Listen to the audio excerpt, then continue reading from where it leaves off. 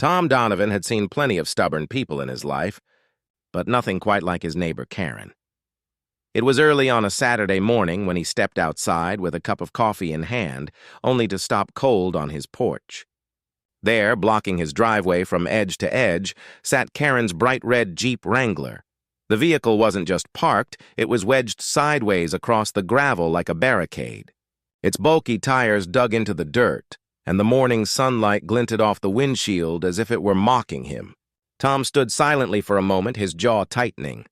He had work to do that day, clients waiting, and equipment to haul, but none of that mattered with a 2-ton obstacle in his path. Karen herself was across the street, arms folded and a satisfied smirk plastered across her face. She didn't bother pretending it was an accident. "Good morning, Tom," she called cheerfully. "You know, you really shouldn't keep that excavator on your lot. It's an eyesore. Maybe this will remind you."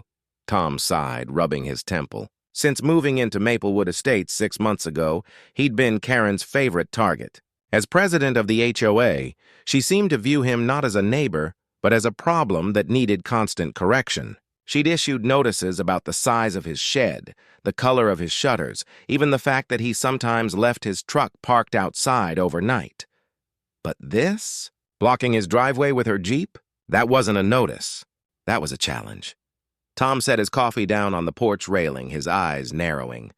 He had always prided himself on keeping his cool, but there was a limit to how far a bully could push. And Karen had just crossed it.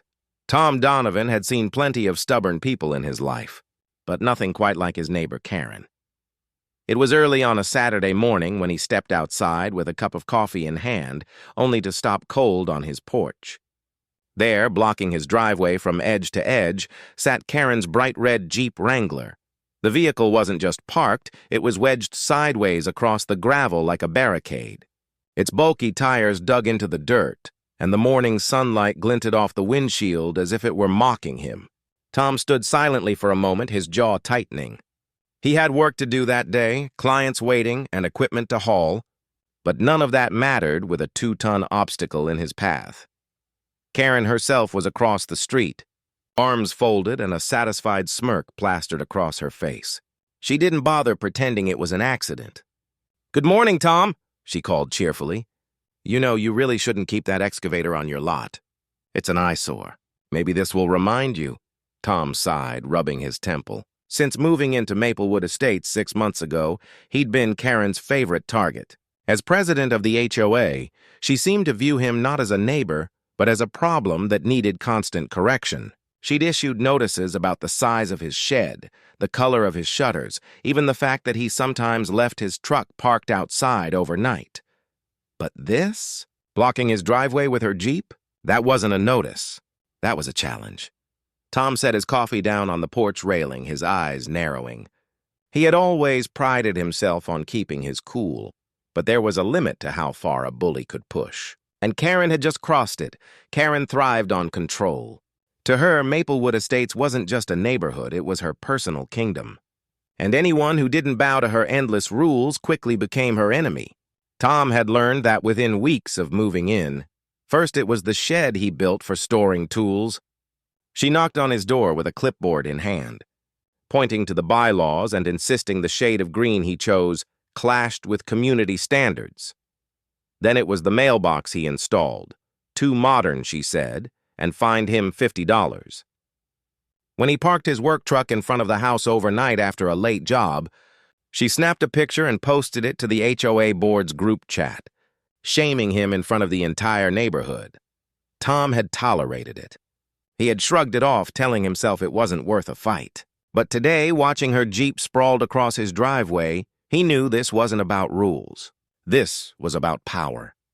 He walked down to the end of the drive, hands on his hips. "Karen, you know this isn't legal. Move your Jeep." She tilted her head, her smirk growing wider. "It's common property. The road belongs to the HOA, not you. I'll move it when I feel like it." Tom glanced around. A few neighbors had cracked open their blinds, and one or two lingered on their porches, pretending to water plants while keeping their eyes fixed on the scene. Karen's smug tone carried across the street like a loudspeaker. "Or maybe," she added, loud enough for everyone to hear, If you'd stop cluttering this neighborhood with your machinery, I wouldn't have to do this. That excavator of yours? It makes this place look like a construction zone. My Jeep looks a lot better, don't you think? Her laugh was sharp, deliberate, designed to humiliate him in front of an audience. Tom didn't reply. He just stared at the Jeep, then at the excavator sitting quietly beside his barn. And in that moment, an idea began to form. Tom had always been a patient man.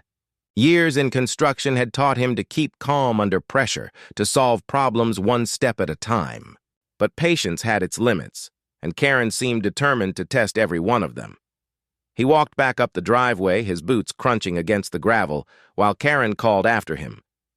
"What's the matter, Tom? Don't like a taste of your own medicine?" Her voice echoed across the street, each word designed to sting. He ignored her, but his mind was racing. This wasn't just about inconvenience.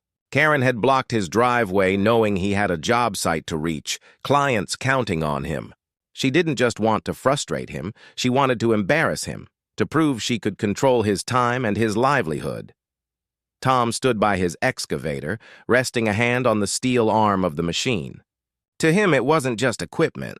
It represented years of sweat, dedication, and hard work. He had built a business from nothing, and no HOA president with a power trip was going to tear that down. He looked back at the Jeep. Karen leaned casually against the hood now, as if daring him to act. Her grin told him she thought she had already won. Tom took a deep breath. He had tried reasoning, he had tried ignoring, and none of it had worked. This wasn't a misunderstanding. This was deliberate provocation. "All right, Karen," he muttered under his breath. "You want a show? I'll give you one." The idea was simple but bold. If she wanted to treat his driveway like her personal parking spot, then he would treat her Jeep like any other piece of junk blocking a work site. And with an excavator at his disposal, moving it wouldn't be a problem at all. The excavator's cab creaked as Tom climbed inside, his expression calm, but his jaw set like stone. He slid into the seat, flicked the ignition, and the machine roared to life with a low, thunderous growl that echoed across the quiet street. Heads turned, blinds lifted higher, and more neighbors stepped onto their porches. It wasn't every day someone fired up heavy equipment in the middle of a subdivision. Karen's smug look faltered for the first time. She straightened up, her arms unfolding. "Oh, come on, Tom, you're not really going to use that thing, are you?" Tom didn't answer. He eased the excavator forward, the steel tracks crunching against the gravel as the massive arm swung gracefully in the air. The bucket gleamed in the sunlight, moving with precision and purpose. Neighbors whispered nervously, some with phones in hand recording every second. This wasn't just a standoff anymore, it was a spectacle. Karen tried to laugh it off, but her voice cracked. "This is harassment. You touch my Jeep and I'll have you arrested." Tom positioned the bucket just inches above the Jeep's hood, pausing long enough for the tension to thicken. Then, with a steady hand, he lowered it slightly, the metal hovering like a predator over its prey. "Move it yourself, Karen," Tom finally called out, his voice calm even. Last chance. But Karen didn't budge. Pride glued her to the spot. "You wouldn't dare," she spat, though her eyes betrayed a flicker of doubt. Tom's hand tightened on the controls. The machine hissed, the hydraulics tensing. The crowd held its breath. Karen had drawn the line, and Tom was about to show her what happens when you block the wrong man's driveway. The bucket lowered with surgical precision, its steel teeth sliding beneath the Jeep's frame. The machine groaned, the ground vibrating as Tom nudged the controls. The Jeep lifted just enough for its front tires to dangle above the gravel. Gasps erupted from the watching neighbors. Karen's confident facade shattered. She rushed forward, waving her arms wildly. "Stop! You can't do that! That's my car!" Tom didn't flinch. He kept his focus, the excavator moving smoothly, like a surgeon guiding a scalpel. With a steady push, he tilted the arm, and the Jeep tipped sideways, its weight shifting with a screech of twisting metal. Then came the moment everyone would remember. With one decisive motion, Tom rolled the Jeep into the ditch at the edge of the road. It landed on its side with a heavy thud, dirt and dust spraying into the air. The crowd erupted. Some gasped, others laughed, and a few actually clapped. Months of pent-up frustration with Karen seemed to burst out all at once. For the first time, the neighborhood bully was the one on the losing end of a spectacle. Karen, red-faced and shaking, screamed at Tom. "You've destroyed my Jeep! You'll pay for this! I'm calling the police, and you'll be in jail by sundown!"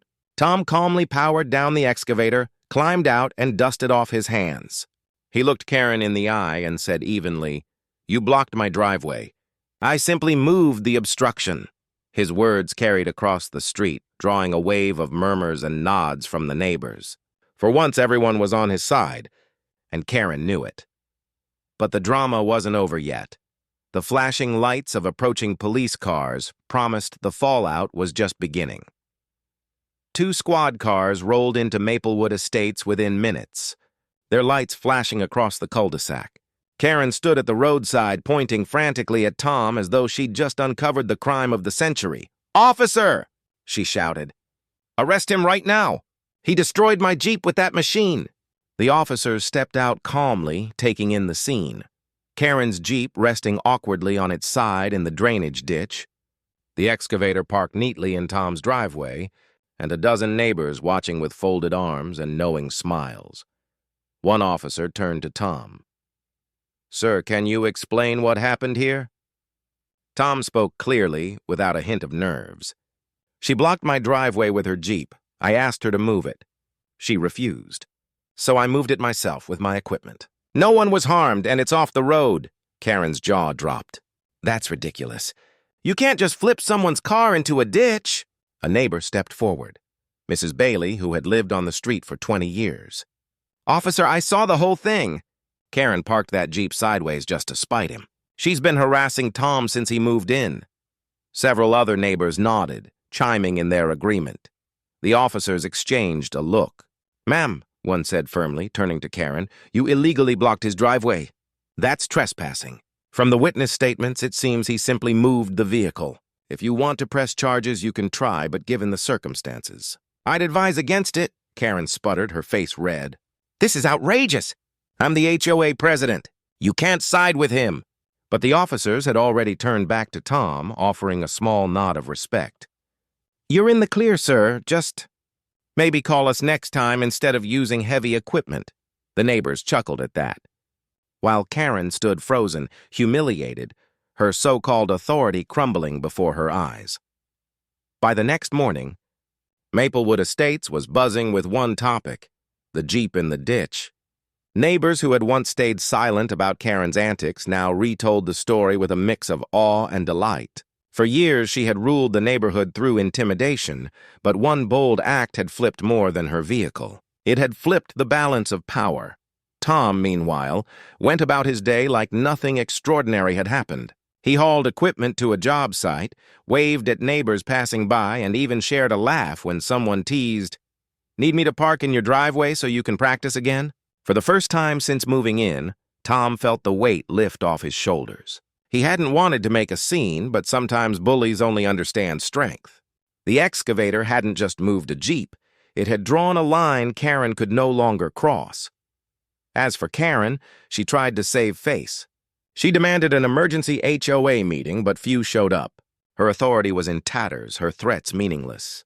People she once silenced now spoke up openly, questioning her leadership. Within weeks, she quietly stepped down from her role as president. Tom watched all this unfold with a quiet satisfaction. He hadn't wanted revenge, he only wanted peace. And in standing his ground, he'd not only earned that peace, but he'd also given his neighbors the courage to stand up for themselves, too. That evening, sitting on his porch, Tom thought about how quickly things could change when one person refused to be pushed around. Sometimes, the best way to deal with a bully isn't with anger or shouting. It's with calm resolve and the strength to act when no one else will. So here's the question. If someone blocked your freedom out of spite, would you let them win, or would you take control back, one bold move at a time?